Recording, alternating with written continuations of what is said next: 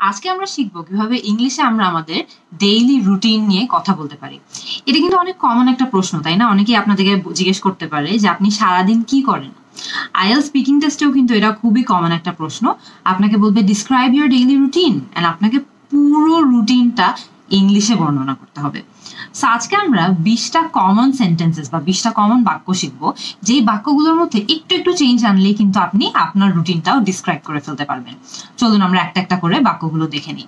প্রথম বাক্য, I usually wake up at 8 o'clock. The first thing I do is check my phone. I usually wake up at 8 o'clock বলতে আপনি মিন করছেন যে আপনি সাধারণত সকাল 8টার দিকে ঘুম থেকে উঠেন, আর ঘুম থেকে ওঠার পর একদম প্রথম যা করেন সেটা হলো আপনি আপনার ফোন চেক করেন। এটা কিন্তু ভালো হ্যাবিট না, কিন্তু তাও করলে আমরা অনেকেই হয়তো বা এটাই করি, ঘুম থেকে উঠে ফার্স্টে ফোন চেক করি। সো এখানে কিন্তু আপনি সেন্টেন্সটা খেয়াল করে দেখেন, I usually wake up at 8 o'clock। আপনি কিন্তু এই সেন্টেন্সটাকে আপনার রুটিন অনুযায়ী চেঞ্জ করে ফেলতে পারবেন। আপনি হয়তো বা বলবেন I usually wake up at 9 o'clock, I usually wake up at 5 o'clock। So আপনি আপনার রুটিন অনুযায়ী জাস্ট স্ট্রাকচারে একটা জিনিস পাল্টিয়ে ফেললেই কিন্তু এটা আপনার রুটিনের অংশ হয়ে যাবে। The first thing I do is check my phone. আপনি ঘুম থেকে উঠে প্রথম কি করেন? আপনি যদি অন্য কিছু করেন তাহলে আপনি সেটা বলবেন, the first thing I do is make my bed, the first thing I do is drink some water. So আপনি আপনার রুটিন অনুযায়ী প্রত্যেকটা চেঞ্জ করে ফেলবেন। চলুন এর পরের বাক্যটা দেখি। Then I brush my teeth and wash my face. এরপরে আমি দাঁত ব্রাশ করে হাত মুখ ধুয়ে নিই। এরপরে আমি কি করি? After that I make my breakfast. মানে এরপরে আমি আমার সকালের খাবার রেডি করি। খেয়াল করে দেখবেন রোজার সময় কিন্তু এই স্টেপটা পাল্টিয়ে যাবে, রাইট? তখন আমরা অন্য কিছু বলবো, হয়তো বা আমরা এরপর কি করি, I go for a walk, অথবা after that I make my bed, মানে আমি আমার বিছানা গুছিয়ে ফেলি। সো আপনি নতুন যেটা করছেন সেটা অ্যাড করে দিবেন, কিন্তু খেয়াল করে দেখেন স্ট্রাকচারটা কিন্তু সেমই থাকছে। এরপরে আমি কি করি? Then I have my breakfast at 8:30। আমি 8:30টার দিকে আমার সকালের নাস্তাটা খেয়ে নিই। এটা কিন্তু আমাদের সারা বছরের রুটিন আমরা ডিসক্রাইব করার চেষ্টা করছি, যেটা আমরা সাধারণত করে থাকি। সো আমি বলে দিলাম যে আমি 8:30টার দিকে ইউজুয়ালি ব্রেকফাস্ট করি। I leave home around 9 for work. মানে আমি 9টার দিকে আমার অফিসের জন্য বেরিয়ে পড়ি। খেয়াল করে দেখবেন, আগেন আমরা কিন্তু অনেকদিন ধরে কেউ ঘর থেকে বের হতে পারছি না, রাইট? সো আমরা এই ক্ষেত্রে অন্য কিছু দিয়ে সেন্টেন্সটাকে রিপ্লেস করব, কিন্তু মেইন স্ট্রাকচারটা কিন্তু সেম থাকছে।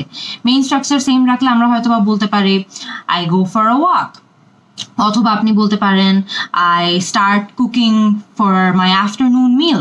বাট ওই মূল স্ট্রাকচারটা, মানে শুরুতে একটা সাবজেক্ট থাকবে, মাঝামাঝি পর্যায়ে একটা ভার্ব থাকবে, আর লাস্টে হচ্ছে আপনার যে আপনি কি অ্যাক্টিভিটিটা অ্যাকচুয়ালি করছেন সেটা থাকবে। সো ওই স্ট্রাকচারটা সেম রেখে আপনি যে কোনো চেঞ্জ, যদি অ্যাক্টিভিটিতে কোনো চেঞ্জ আসে সেটার বর্ণনা দিতে পারবেন। তো আমরা ধরে নিই যে আমরা সবাই কাজে যেতে পারছি। এরপরে আমরা কি বলবো? I go to work by a bus. আমি বাসে করে কাজে যাই। আপনি যদি গাড়ি করে যান আপনি হয়তো বা বলবেন I go to work by a car. আপনি যদি রিক্সা করে যান I go to work by a rickshaw. এভাবে কিন্তু আগেন দেখেন স্ট্রাকচারটা কিন্তু একদমই সেম থাকছে। আপনি জাস্ট একটা দুটো শব্দ আপনার রুটিন অনুযায়ী পাল্টিয়ে ফেলছেন। এরপরে আমরা অফিসে পৌঁছে গেলাম। তারপরে আমাদের রুটিন কি? Once I reach office I note down my tasks and get to them. আমি অফিসে পৌঁছাবার পর আমার সারাদিনের কাজগুলো নোট ডাউন করি, কোনো একটা জায়গায় লিখে ফেলি এবং শুরু করে দিই। গেট টু দেম, এই ফ্রেজটা মানে কি, বা এই শব্দগুলো মানে কি জানেন? এই গেট টু দেম এটার মানে হলো শুরু করে দিই। আমি গিয়ে আমার সারাদিনের কাজগুলো নোট ডাউন করি, and I get to them মানে সাথে সাথে শুরু করে দিই। এরপরে আমি কি করি? I usually have my lunch around 2 PM। আমি সাধারণত অফিসে আমার লাঞ্চ 2টার দিকে করে ফেলি। এরপরে I wrap up my work around 6 PM and leave the office around 6:15 PM। Wrap up মানে কি জানেন? র্যাপ আপ মানে হলো শেষ করে ফেলা। এটাও কিন্তু একটা নতুন ফ্রেজ শিখলাম আমরা। I wrap up my work around 6। আমি 6টার দিকে আমার সব কাজ শেষ করে ফেলি এবং 6:15টার দিকে অফিস থেকে বেরিয়ে যাই বাসার জন্য। এরপরে আমি বাসায় পৌঁছাই, রাইট? সো আমি এই সেন্টেন্সটাকে কিভাবে বলবো? After reaching home I ফ্রেশন up and spend time with my family. মানে আমি বাসায় গিয়ে ফ্রেশ হয়ে যাই। ফ্রেশন আপ মানে কি জানেন? হাত মুখ ধুয়ে একটু মোটামুটি ক্লিন হয়ে যাই। So I ফ্রেশন up and I spend time with my family. মানে আমি আমার বাবা মাদের সাথে, ভাই বোনদের সাথে, আমার পরিবারের সবার সাথে সময় স্পেন্ড করি। এরপরে আমি কি করি? এরপরে হয়তো বা আমরা আমাদের বাবা মাদের সাথে আরো কিছু সময় স্পেন্ড করি, রাইট? সো আমরা বলতে পারি I usually have tea with my parents around 7, মানে আমি 7টার দিকে আমার বাবা মার সঙ্গে চা খাই, হয়তো বা একটু নাস্তা খাই। আপনি নাস্তা খেলে অ্যাড করতে পারেন have tea and some snacks. এরপরে আপনি কি করেন? After having some tea I usually check my email or check up with my friends on Facebook. মানে আমি চা নাস্তা খাওয়ার পর হয়তো বা আমার ইমেলটা চেক করবো, কিছুক্ষণ দেখবো কোনো নতুন ইমেল এসেছে নাকি, অথবা আমি কিছুক্ষণ ফেসবুকে আমার ফ্রেন্ডদের সঙ্গে আড্ডা দিব। এরপরে আমি কি করি? ধরেন আস্তে আস্তে ডিনার টাইম হয়ে যাচ্ছে, রাইট? সো আপনি এরপর বলবেন I usually have my dinner around 9:30, মানে 9:30টার দিকে আমি আমার ডিনারটা শেষ করে ফেলি। এরপরে আমি কি করি? I say my prayers around 10 PM, আমি 10টার দিকে নামাজ পড়ি। সো খেয়াল করে দেখুন আমরা কিন্তু 5 ওয়াক্ত নামাজ পড়ছি।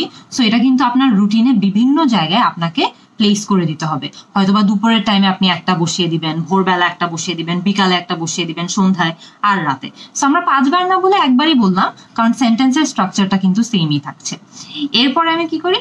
Around 10:30 I brush my teeth and wash my face. খেয়াল করে দেখুন এই হুবহু সেম সেন্টেন্সটা কিন্তু আমরা সকালেও ব্যবহার করেছিলাম, কারণ মিনিংটা কিন্তু সেম। আপনি আপনার দাঁত ব্রাশ করছেন আর হাত মুখ ধুচ্ছেন, সো সেম সেন্টেন্সটা কিন্তু আপনি আবারও রাতের দিকে ব্যবহার করতে পারেন। এরপরে আমি কি করি? হয়তোবা আমি বই পড়ি, হয়তোবা আমি টিভি দেখি। সো আমি এরপর বলতে পারি then I read a book for a while, মানে আমি কিছুক্ষণের জন্য হয়তো একটা বই পড়ি। অথবা আপনি এটাও বলতে পারেন then I watch TV for a while, আমি কিছুক্ষণের জন্য টিভি দেখি। অথবা আপনি যদি দেন এক্সারসাইজ করেন তাহলে আপনি বলতে পারেন then I exercise for a while. খেয়াল করে দেখেন সেন্টেন্সের স্ট্রাকচার একদমই সেম, স্ট্রাকচার কিন্তু চেঞ্জ হচ্ছে না, জাস্ট একটা শব্দ চেঞ্জ হয়ে যাচ্ছে।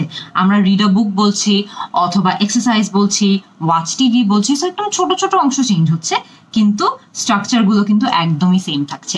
সো সেম স্ট্রাকচার ফলো করে আপনি আপনার রুটিন অনুযায়ীও সেন্টেন্সটা চেঞ্জ করতে পারবেন। এরপর আমি কি করি? I usually hit the bed around 11:30 PM, মানে 11:30টার দিকে আমি ঘুমিয়ে পড়ি। হিট দ্য বেড মানে কি জানেন? হিট দ্য বেড মানে হলো ঘুমিয়ে যাওয়া। এটা জাস্ট একটা সুন্দর স্টাইলিশ ওয়ে অফ সেইং যে আপনি এই টাইমে ঘুমিয়ে পড়ছেন। So hit the bed. এই হয়ে গেল কিন্তু আমাদের অনেকগুলা বাক্য, রাইট?